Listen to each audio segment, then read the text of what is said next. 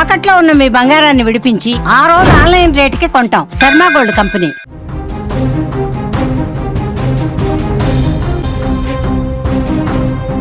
మింగం మెతుకులేదు, మీసాలకు సంపంగి నూనె కావాలట. పాకిస్తాన్ తాజా పరిస్థితి చూస్తుంటే ఈ సామెత గుర్తుకు వస్తుంది. దేశంలో ఆర్థిక పరిస్థితి అడుగంటిపోయి జనాలు పూట గడవక పస్తులుంటున్నారు. అప్పుల కోసం IMF ముందు, ప్రపంచ దేశాల ముందు పాక్ ప్రధాని షహబాజ్ షరీఫ్ అడుక్కోవడమే మిగిలింది. కానీ కడుపులో కత్తులు దేవులాడుతున్నా ఇంటర్నేషనల్ లెవెల్లో బిల్డప్ ఇవ్వాలనే కోరిక మాత్రం పాకిస్తాన్కు చావలేదు. పశ్చిమాసియాలో కయ్యానికి కాలు దువ్వుతున్న అమెరికా, ఇరాన్లను ఒకే టేబుల్ మీద కూర్చోబెట్టి తాను పెద్దరికం వహించి ప్రపంచవ్యాప్తంగా పేరు తెచ్చుకోవాలని పాక్ ప్రధాని తెగ ఆరాటపడ్డారు. కానీ తీరా చూస్తే సీన్ సితారయ్యింది. దౌత్యం మాట దేవురెడుగు, కనీసం హోటల్ బిల్లు కట్టలేక ఇస్లామాబాద్ నడిబొడ్డున పాకిస్తాన్ పరువు నిల్వన గంగలో కలిసేసింది. అమెరికా, ఇరాన్ మధ్య మధ్యవర్తిత్వం వహిస్తే రాత్రికి రాత్రే గ్లోబల్ లీడర్ అయిపోవచ్చని పాక్ ప్రభుత్వం పగటి కలలుగన్నది. ఎంతో కష్టపడి ఇరు దేశాల ప్రతినిధులను ఒప్పించి ఇస్లామాబాద్లోని అత్యంత విలాసవంతమైన సెరెనా హోటల్కు రప్పించింది. అటు అమెరికా నుంచి, ఇటు ఇరాన్ నుంచి భారీ సంఖ్యలో ప్రతినిధులు వచ్చారు. ఇంకేముంది, ఇస్లామాబాద్లో హడావిడి మొదలైంది. వచ్చిన విదేశీ అతిథులకు ఎలాంటి లోటు రాకుండా సెరెనా హోటల్లో రాజభోగాలు ఏర్పాటు చేశారు.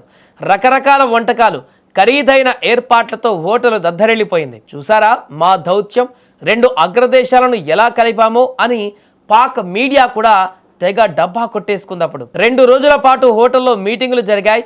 కాఫీలు, బిస్కెట్లు, బిర్యానీలు లాగించేశారు. కానీ అసలు మ్యాటర్ ఏంటంటే ఇరాన్, అమెరికా చర్చల్లో ఎలాంటి ఫలితం రాలేదు. టైం వేస్ట్ తప్ప ₹1 లాభం కూడా జరగలేదు. అక్కడ ఎవరి దారిన వాళ్ళు వెళ్ళిపోయారు ఫ్లైట్ ఎక్కేసి. సరే, చర్చలు ఫెయిల్ అయిపోయాయి అనుకుంటే అసలు ట్విస్ట్ ఇక్కడ మొదలైంది.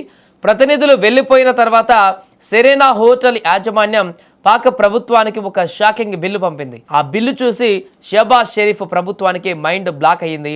తమ దగ్గర చిల్లి గవ్వలేదని బిల్లు కట్టలేమని పాక్ చేతులెత్తేసింది. పరిస్థితి ఎంతలా దిగజారిందంటే ఇంటర్నేషనల్ లెవెల్లో చర్చలు పెట్టి కనీసం ఆ రొటీన్ హోటల్ ఖర్చులు, బఫే బిల్లులు కూడా కట్టలేని కట్టిక దారిద్ర్యంలో పాకిస్తాన్ ఉందని నిఘా వర్గాలు లీక్ చేశాయి.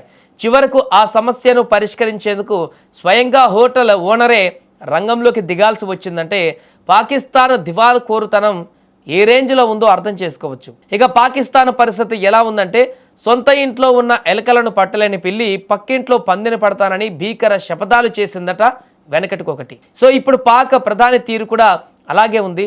దేశంలో సామాన్యుడికి కేజీ గోధుమ పిండి దొరకక ఒకరినొకరు చంపుకుంటున్నారు. గ్యాస్ సిలిండర్ లేక ప్లాస్టిక్ కవర్లలో గ్యాస్ నింపుకొని ప్రాణాల మీద ఆశలు వదులుకొని బతుకుతున్నారు. కరెంటు ఎప్పుడు వస్తుందో ఎప్పుడు పోతుందో తెలియదు. ఇలా సొంత దేశ ప్రజలు ఆకలితో, అభద్రతతో అలమటిస్తుంటే వాళ్ళ కడుపు నింపవలసిన ప్రభుత్వం విదేశీ ప్రతినిధులను పిలిపించి పంచభక్ష పరమన్నాలు పెట్టి పరువు తీసుకోవడం పాకిస్తాన్కే చెల్లింది. పాకిస్తాన్ దౌత్య ఆశయాలకు, అక్కడ ఉన్న వాస్తవ ఆర్థిక పరిస్థితికి నక్కకు నాగలోకానికి ఉన్న తేడా ఉంది. పాకిస్తాన్ ముందు తన ఆర్థిక వ్యవస్థని చక్కదిద్దుకొని ప్రజల ఆకలి తీరిస్తే మంచిది. అంతేకాని గల్లీలో క్రికెట్ లేనివాడు ఢిల్లీకి రాజవుతాను అంటే ఇలాగే హోటల్ బిల్లులు కట్టలేక అడ్డంగా బుక్కవలసి వస్తుంది. అమెరికా, ఇరాన్ లాంటి దేశాల ముందు పరువు పోగొట్టుకున్న పాకిస్తాన్ ఉదాంతం ఇప్పుడు ప్రపంచ దేశాలకు పెద్ద కామెడీ ఎపిసోడ్లా మారిపోయింది.